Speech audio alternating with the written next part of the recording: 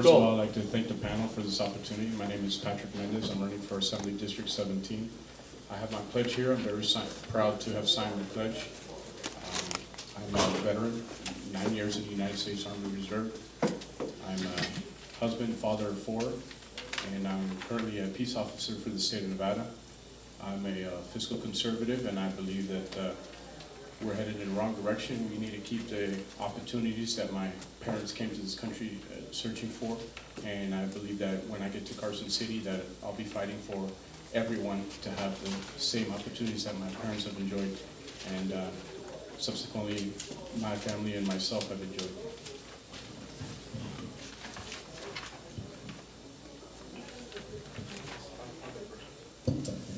Patrick, first, thanks for coming in today. I know you, like John said before, and as someone who's run for assembly before, I know you could probably be out walking.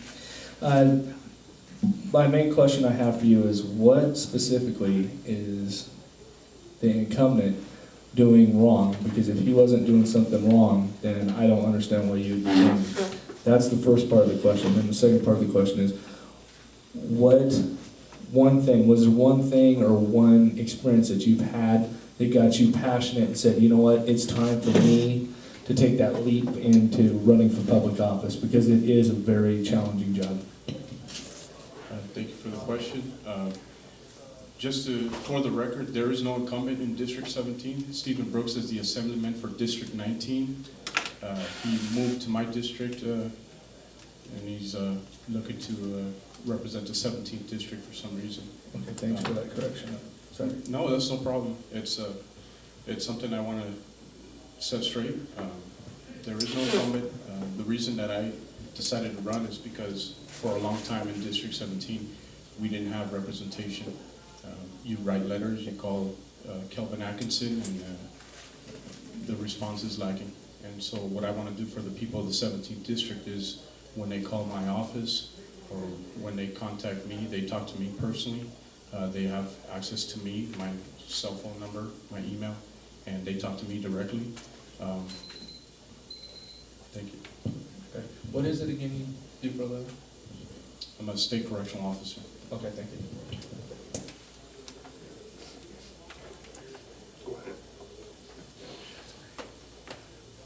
His mouth is full and I didn't even think of a question. Which is pretty much like having your mouth full. I'm just going to throw you threw out there that you're a fiscal conservative, and from that standpoint, what would you do in this state of Nevada? What would you push for in order to make us more business friendly and more attractive to companies from outside of the state? Thank you. I would look to lower the payroll tax for employers. Currently, the payroll tax as it stands now is artificially keeping the wages of people down, because if you're a business owner, if you give them raises, you face a higher tax bill if you're giving your people raises. So I think the payroll tax is artificially keeping wages low in the state. Secondly, I'd like to move to a tax structure that's based on actual revenue, not projected revenue, that could actually keep us out of debt and encourage other businesses to come to Nevada, and that because Nevada would have a strong financial standing.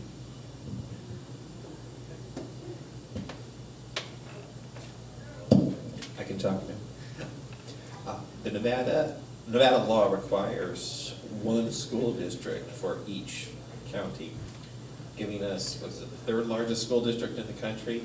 Would it be beneficial to break up the Clark County School District into pieces, and if so, in what way? I don't believe breaking up the school district would be beneficial. What you see in large metropolitan areas is a lot of the school districts are called unified school districts for a reason. They have at one point merged, and what you'll see is somewhere down the road, if we break up the district, somebody will want to put it back together again. Unfortunately, one of the aspects that would come about if we did break up the school district is you would have a lot more bureaucracy for each individual. So as we know, a lot of the cost of of educating our children goes to personnel costs. So I don't feel it would be beneficial.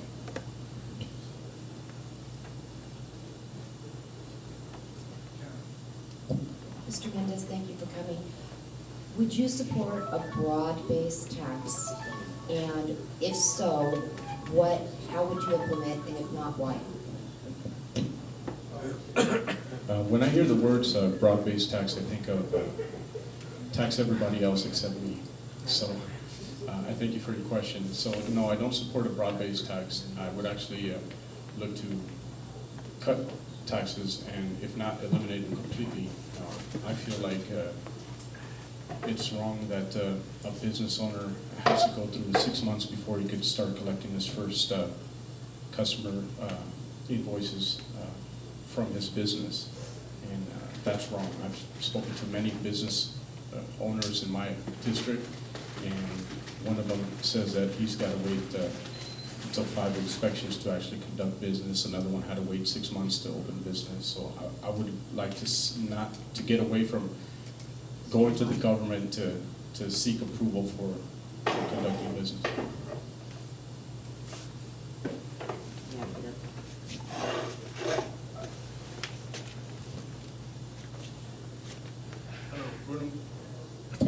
Hello, Bruno Moya, Veterans in Politics.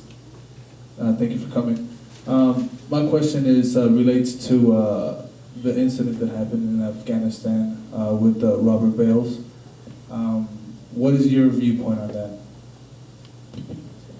Are you talking about the sergeant that opened fire on the Allegedly. allegedly opened fire on Afghani civilians? Yes. It is very unfortunate. My heart goes out to those people that suffered that loss. Thank you for that question. But it's one of the realities of war that many of our veterans face. Unfortunately for me, I never had to face combat, but even so, when I was away from my family and finally was able to come home, I was a new father and husband. So when I left for my activation, I was a single 20-something-year-old, and when I came home, I was a husband and father. So that was very stressful for me upon coming home, and I never saw combat. So I could only imagine what it's like for a soldier to suffer the mental scars of war and the fatigue that happens. And I want to work towards getting veterans any kind of help that the state can offer for mental injuries. Just real quick, just on a side note, what was your MOS? I was a food inspector in the Army Reserve. What that means is basically any person who's ever fought a war overseas had their food inspected by someone like me. If their families were stationed on a commissary or purchased their food from a commissary, their family well-being was protected by someone like me. If you're elected as a state legislature, would you support legislation that required state, county, local government agencies to hire, if they're qualified, I mean all qualifications, hire veterans first, returning veterans first, give them priority, like in corrections, hiring NPs, that kind of thing, for veterans, law enforcement, police, fire, all that? I believe any government agency at any level should be hiring the best candidates. Being that I'm a veteran, I'm a little biased, but I believe a veteran is the best candidate.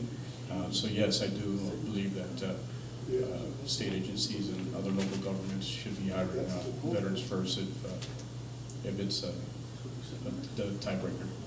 Should be the law. Should it be the law? Well, being that I'm a fiscal conservative, I don't like telling people how to run their business, but I definitely would support incentives. Not business, government agencies, I'm sorry, I mean, that's correct. Government agencies. Not Okay, yes, it should be a law.